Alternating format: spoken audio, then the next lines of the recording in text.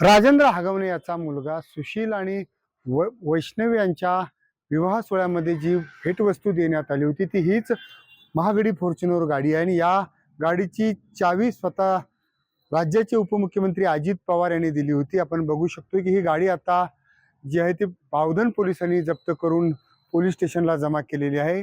अत्यंत महागडी असलेली ही गाडी जी आहे ती आपण बघू शकतो या ठिकाणी आता पोलिसांनी जप्त केलेली आहे।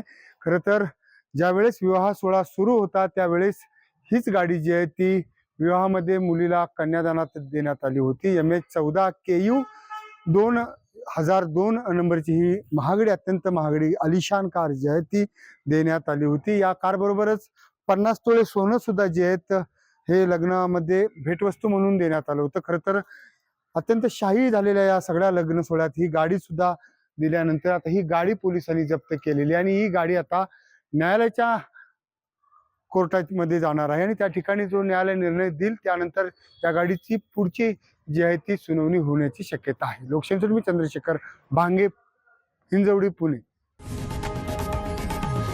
लोकशाही मराठी ऐका, पहा, जागरूक रहा।